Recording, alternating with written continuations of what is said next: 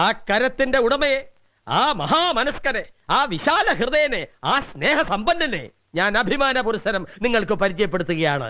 കൊണത്താപ്പറമ്പിൽ Jose or Dubai Jose. Bhaskara, എന്താന്ന് വെച്ചാൽ കൊടുക്ക്. കള്ളോ മീനോ കൊഞ്ചോ കപ്പയോ എല്ലാം എൻ്റെ ചെലവ്. അടിച്ച് കയറി വാ.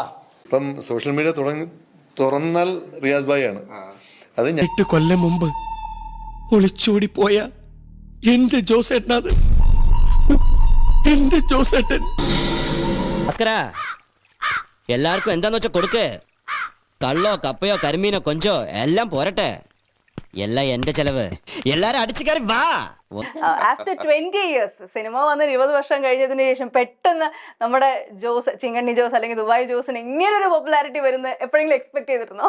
ഞാൻ തിരിച്ചു അങ്ങോട്ട് കേറടാ ജോസ്. ജോസ് എന്ന പുള്ളി ഇത് തന്നെയാ. എന്താ പറയാ, ശ്രദ്ധിക്കപ്പെടണം എന്ന ആഗ്രഹത്തിലോട് ചെയ്തത്.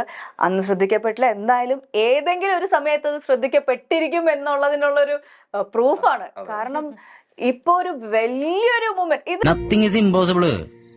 നമുക്കൊരു ടൈം ഉണ്ടാ ഡേയ്സ് ആയിട്ട് ഇത് മാത്രം ഞാൻ കേൾക്കുകയാണ്. ഇത് തുറന്ന ഭാസ്കര, കള്ളോ കൊഞ്ചോ കപ്പയോ എന്ത് വേണമെങ്കിലും എടുത്തോ.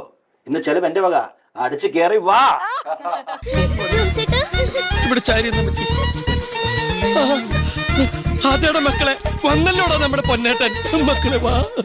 എന്റെ പൊന്നപ്പൻ ചേട്ടാ, ഗൾഫിൽ പോയി ഇത്തിരി കാശുകാരനായെന്ന് വെച്ച് എന്തിനാ ചെണ്ട കൊട്ടും വെടിക്കെട്ടും ഈ മാലയൊക്കെ? ഇതൊന്നും വേണ്ടായിരുന്നു. ഇതെന്തും മറിമായും എനിക്ക് ഭ്രാന്തായി പോയതാണ്. അത് നാട്ടുകാർക്ക് മൊത്തം ഭ്രാന്തായ.